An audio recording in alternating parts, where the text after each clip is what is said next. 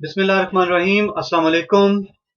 Urdu arty की जानिब से आप सबको खुशामदीद कहते हैं और आफ्टर अ लॉन्ग टाइम आपको बहुत इंतज़ार कराने के बाद हम अपने राउटिंग की सीरीज को कंटिन्यू कर रहे हैं। और जैसा कि आपको पता है कि हमने सीसीएनपी राउट का जो करिकुलम था वो हमने एज सच एग्जैक्टली कंप्लीट कर लिया था।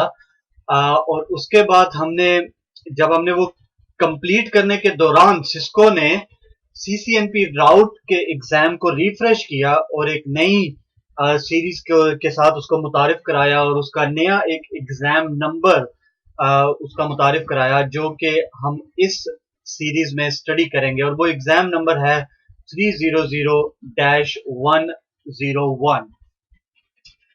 अब जब मैंने इस नए एग्जाम के स्केड्यूल को और इस सिलेबस को देखा तो उसमें जब डिटेल गो थ्रू करने के बाद ये पता चला कि कोई बहुत ज्यादा चेंजेस नहीं की गई सीसीएनपी राउटिंग के एग्जाम के अंदर। उसके जो करिकुलम के अंदर उसका जो सिलेबस था उसके अंदर कोई बहुत ज्यादा टॉपिक्स को ऐड या डिलीट नहीं किया गया। कुछ टॉपिक्स को ऐड जरूर किया गया लेकिन बहुत ज्यादा टॉपिक्स का एडिशन नहीं हुआ, इसलिए हमने पुरानी सीरीज को बिल्कुल एज इट इज कंटिन्यू किया और हमने ये डिसाइड किया कि हम एक नई सीरीज बनाएंगे नए सीसीएनपी राउट के ऊपर और जो नए टॉपिक्स ऐड हुए हैं सीसीएनपी राउट एग्जाम के अंदर उनको हम इस नई सीरीज में उसको रिकॉर्ड करेंगे और उसको एक्सप्लोर करेंगे। तो दैट्स वेयर वी आर।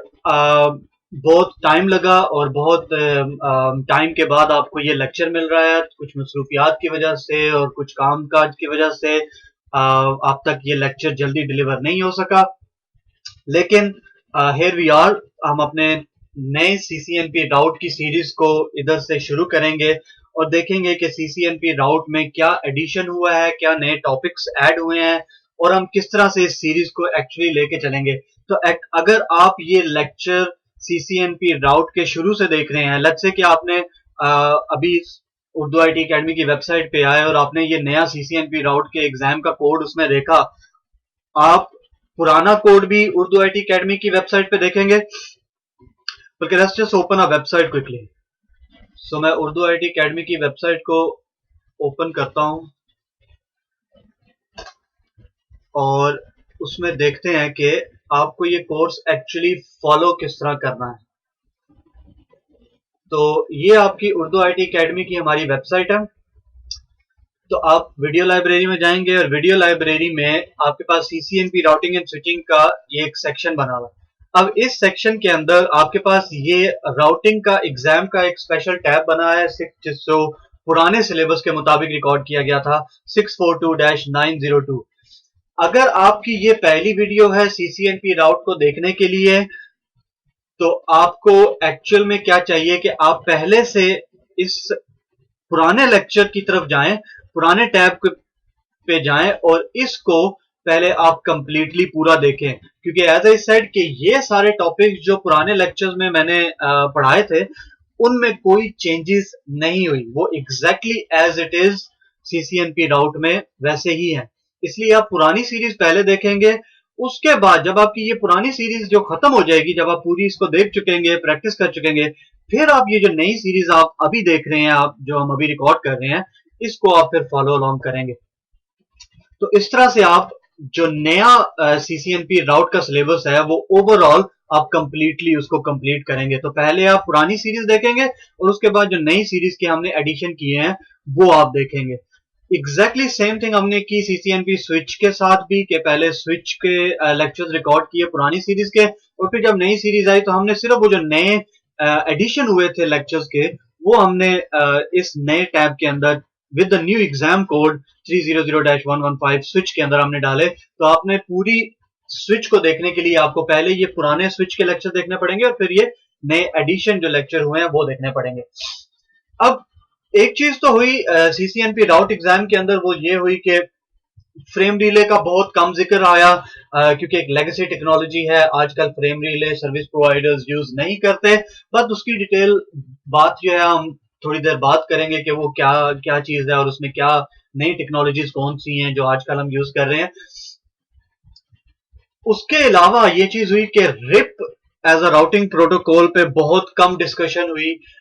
उसका उसकी उसको इंक्लूड जरूर किया गया सीसीएनपी राउट के एग्जाम के अंदर, लेकिन एज सच कोई जैसे पहले एक उसकी फुल फ्लैज लैब भी होती थी और उसकी एक्सप्लेनेशन भी होती थी, एज सच उस तरीके से रिप को इंक्लूड नहीं किया गया सीसीएनपी राउट के एग्जाम में, जो नया एग्जाम है उसमें। तो आपके पास जो main protocol to focus on is EIGRP, OSPF and BGP। अब इसी तरह जो हमारे पास सिस्को के हार्डवेयर हैं वो भी राउटिंग के हार्डवेयर इवॉल्व हुए एज इन एज वाइज, कि हमारे पास जो सिस्को के आज हमारे पास 800 सीरीज के राउटर हैं वो ऐसे भी हैं कि उनमें वायरलेस कैपेबिलिटीज भी आती हैं। तो स्पेशली फॉर एंटरप्राइज ब्रांचेस, अगर आपके पास एक ऐसी ऑफिस की ब्रांच है जहां पे वैन का सर्किट नहीं है या जहां पे आपके पास DSL की लाइन नहीं है, तो उसको आपने एक इंटरनेट कनेक्टिविटी देनी है। तो ये हमारे पास एक अगर ऑफिस है और इस ऑफिस पे आपने एक वो इंटरनेट की फैसिलिटी देनी है, तो इस ऑफिस पे आप फैसिलिटी इस तरह से प्रोवाइड करेंगे कि आप इस ऑफिस में एक राउटर ये 800 सीरीज का रखेंगे, उसके अंदर ये आप वायरलेस कैपेबिलिटी इंस्टॉल की है सिस्को ने, और इसके अंदर एक जगह होती है सिम कार्ड डालने की। तो उस सिम कार्ड आप जो भी आपका लोकल प्रोवाइडर है वो आपको सिम कार्ड प्रोवाइड करेगा, तो वो 3G या 4G या जो भी आपके पास लोकली प्रोवाइडेड सर्विसेज हैं वो सिम कार्ड आप इस राउटर में इंस्टॉल करेंगे और आपको ये राउटर 3G या 4G सिग्नल्स को लेके इंटरनेट तक रीचेबिलिटी आपकी इस ब्रांच के थ्रू पॉसिबल हो जाएगी। इसी तरह फिर हमारे पास जो 1800 सीरीज के राउटर थे वो भी सिस्को ने इंट्रोड्यूस कराए with wireless capability. Again wireless दोनों तरीकों से यूज हो सकता है। एक तो वायरलेस वो जो कि आप कैंपस के अंदर लगाते हो, आप अपने कॉर्पोरेट एनवायरनमेंट में जो आपने वायरलेस लगाया होता है, बट यहाँ पे ये जो राउटर है ये मोस्टली लाइक एक कैंपस राउटर इस्तेमाल होता है कि आप एक अपनी ब्रांच के अंदर लगा रहे हो जहां पे कोई DSL कनेक्टिविटी नहीं है, कोई इंटरनेट कनेक्टिविटी नहीं है, कोई वैन का सर्किट नहीं है, MPLS का सर्किट नहीं है, फ्रेम रिले नहीं है, वहां पे आपने ये वायरलेस कैपेबल राउटर लगा दिया और ये वायरलेस राउटर इसके अंदर जो है वो सिम कार्ड आप इंस्टॉल करेंगे और इसके सिम कार्ड जो है उसके थ्रू 3G 4G सर्विसेज को यूज करके आप इंटरनेट पे ब्राउज कर सकते हैं। इसी तरह फिर हमारे पास 2800 सीरीज के राउटर्स हैं और 100 सीरीज के राउटर्स।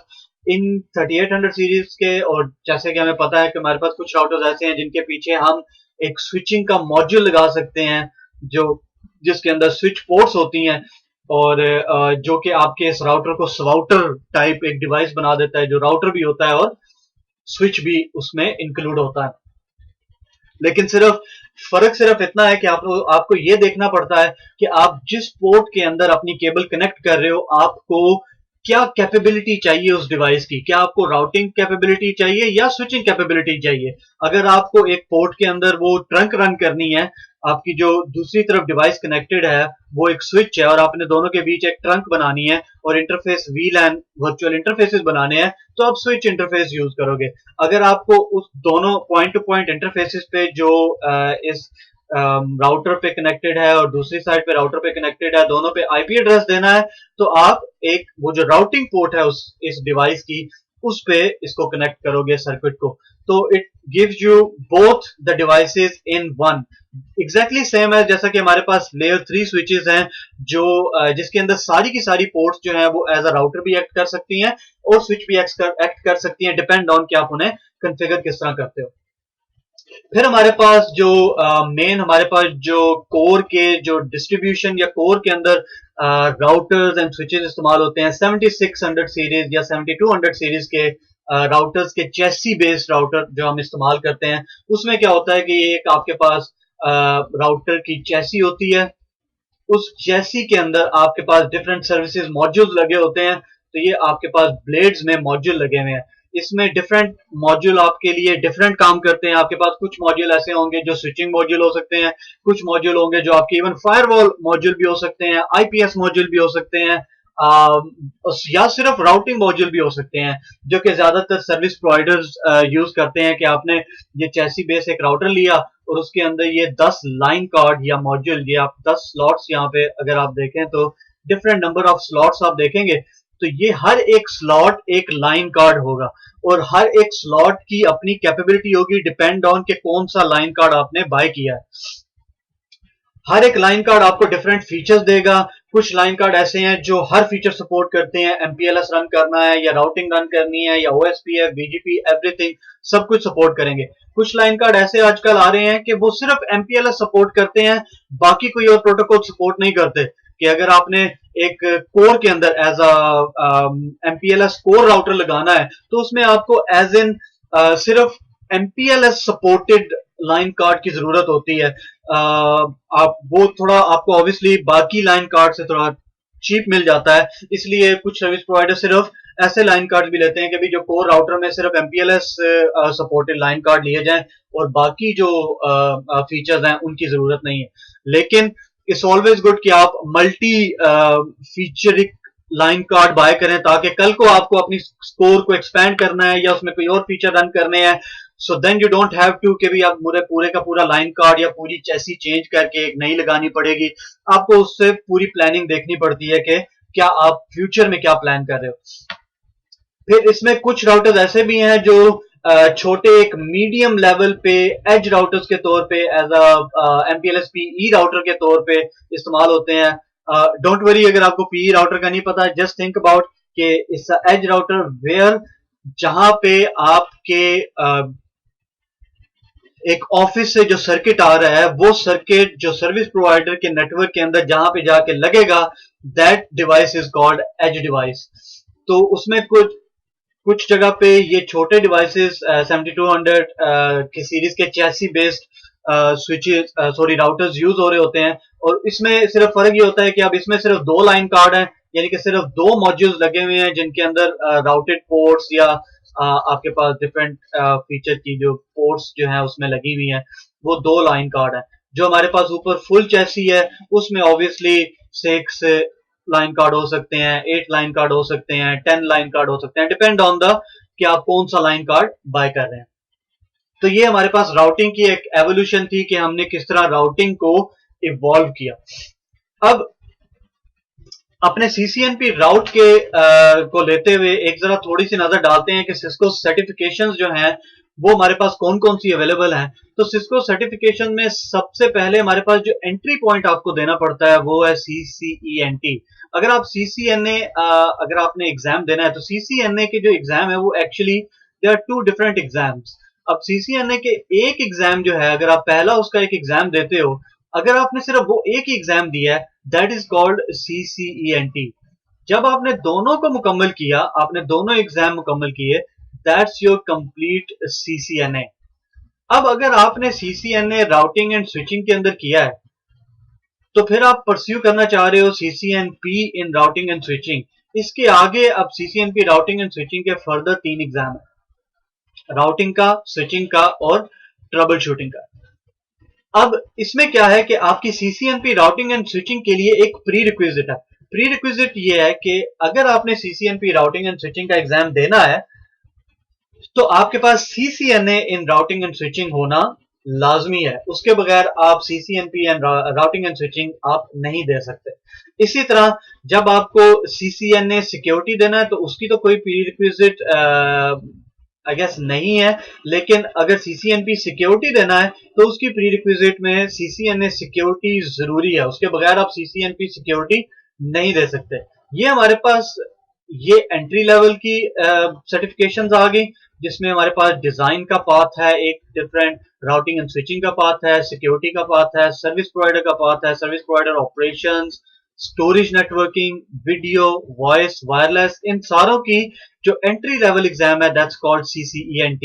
और एसोसिएट में आप करेंगे CCNA routing and switching, CCNA security, CCNA voice, wireless, so on and so fourth. इसी तरह जब आप प्रोफेशनल लेवल पे जाएंगे तो अगर आपने CCNA लेवल का उसी ट्रैक का एग्जाम दिया हुआ है तो फिर आप CCNP लेवल के एक ट्रैक को फॉलो कर सकते हैं। अगर आप CCNP के बाद चाहते हैं कि अपनी स्टडीज को और फर्दर एनहांस करें तो आप CCIE की तरफ जा सकते हैं। तो अगर आपने CCNP राउटिंग एंड स्विचिंग किया है तो फिर आप CCIE राउटिंग एंड स्विचिंग की तरफ जा सकते हैं, लेकिन CCI के लिए ऐसा कोई प्री रेक्विजिट नहीं है। यानी कि अगर आपको CCI राउटिंग एंड स्विचिंग देना है, ये जरूरी नहीं है कि आपने CCNA और CCNP राउटिंग एंड स्विचिंग का एग्जाम दिया हुआ हो। आप डायरेक्ट जो है वो CCI राउटिंग एंड स्विचिंग को अटेम्प्ट कर सकते हैं। इसी तरह बाकी भी जितने CCI सर्टिफिकेशन हैं डिफरेंट पाथ्स के अंदर, वो भी उनमें भी कोई प्री रिक्विजिट नहीं है कि आप डायरेक्ट जो है वो CCI अटेम्प्ट कर सकते हैं, विच इज अगेन डिपेंड करता है कि आप उसे किस तरह से परस्यू करना चाहते हैं। ये जी है हमारे पास CCNP राउटिंग एंड स्विचिंग की बुक, और मैंने ये जो टाइटल है ऊपर ओल्ड ही छोड़ दिया है, पुराना छोड़ दिया है। तो ये टाइटल जो CCNP राउट का ये एग्जाम नंबर जो है वो गलत है, ये एग्जाम नंबर होना चाहिए 300-101, और ये इसकी बुक है जो आपको इस करिकुलम के लिए जो आप फॉलो करेंगे और जो आप स्टडी करेंगे आपको अपने एग्जाम की तैयारी के लिए जो आपको रिक्वायर्ड होगी। So that's it for now.